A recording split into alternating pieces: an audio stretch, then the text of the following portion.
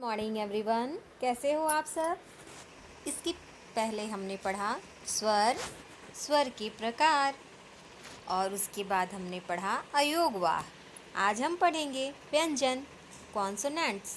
ठीक है, तो व्यंजन क्या है? व्यंजन वे वर्ण हैं जिन्हें स्वर की सहायता के बिना नहीं बोला जा सकता है। ठीक है, तो व्यंजनों के उच्चारण के लिए हमें स्वर की सहायता लेनी पड़ती है। कैसे? अब आप बोल के देखो। क के बाद अ आया, च इसमें भी अ आ रहा है, थ इसमें भी अ आ रहा है, ब इसमें भी अ आ रहा है। तो व्यंजन ऐसे वर्ण हैं जिन्हें स्वर की सहायता के बिना नहीं बोला जा सकता। इनकी संख्या है 33 अर्थात 33।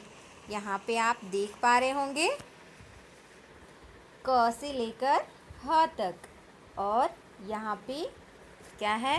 क से लेकर ह तक अगर आप काउंट करो तो वो 33 व्यंजन हो जाएंगे। चलिए हम देखते हैं। 1 2 1 2 3 4 5 6 7 8 9 10 11 12 13 14 15 16 17 18 19 20 21 22 23 24 25 26 27 28 29 30 31 32 और 33। ये हो गए हमारे 33 व्यंजन।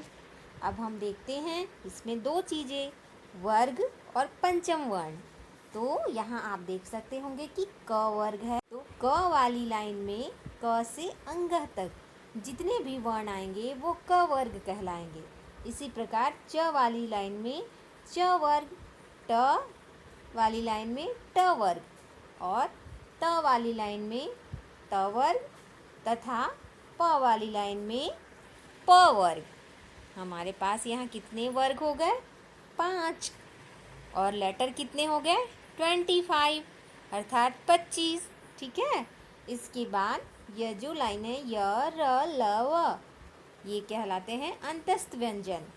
ये जो ऊपर आपने देखा, ये जो 25 लेटर हैं, ये क्या कहलाते हैं?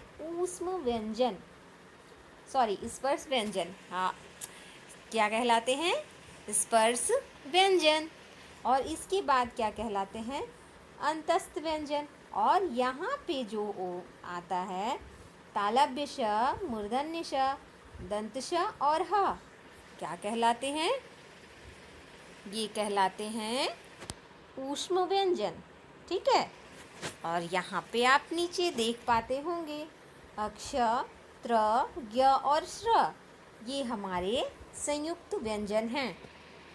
तो क से लेकर म तक हमारे स्पर्श व्यंजन हैं, य र ल व अंतस्थ व्यंजन हैं, और तालव्य श, मूर्धन्य श, दंत श और ह, ये हमारे कौन से व्यंजन हैं?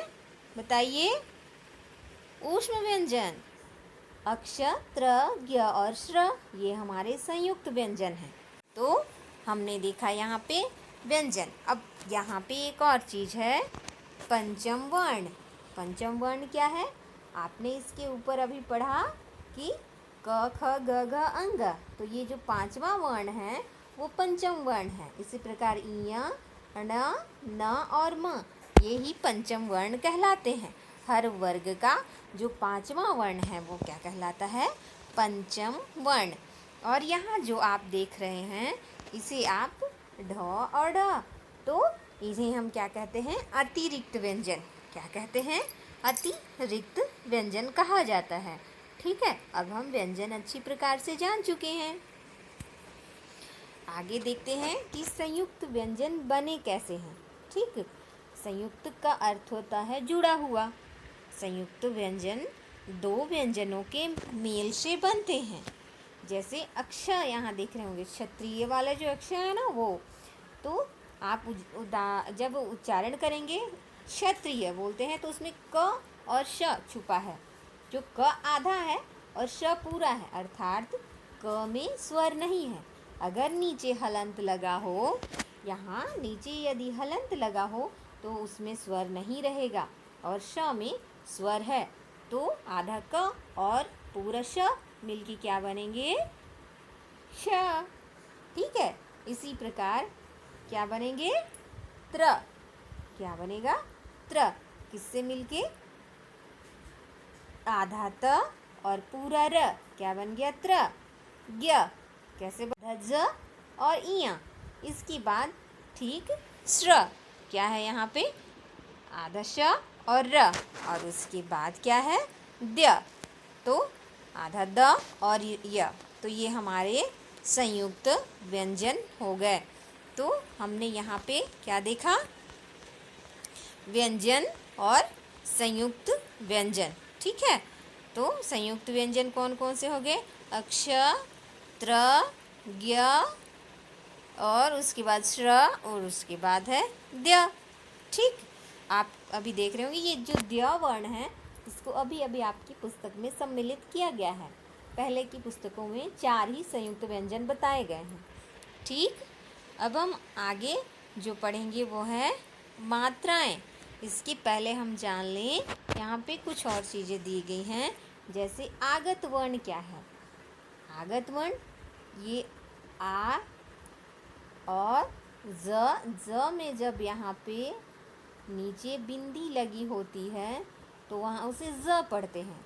उसी प्रकार हम देखेंगे कि जब फ में नीचे बिंदी लगी होती है तो वो भी आगत वर्ण है यहाँ ऐसे। ठीक है, इसके बाद यहाँ पे आप देख पाएंगे कि आ क्या देख पा रहे हैं? आ में यहाँ ऐसे बस चंद्रमा, बिंदी नहीं। तो ये जो वर्ण है ये आगत वर्ण कहलाते हैं, क्योंकि इन्हें हमने दूसरी भाषा से लिया है।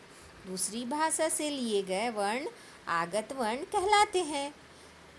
यदि किसी व्यंजन को स्वर के बिना लिखो, व्यंजन के तल में क्या लगाया जाता है?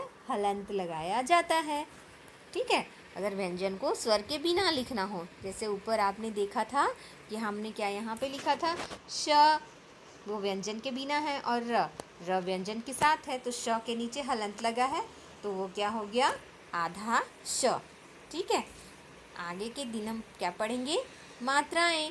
तब तक आप इसे अच्छी प्रकार समझें और सुनें। Have a good day.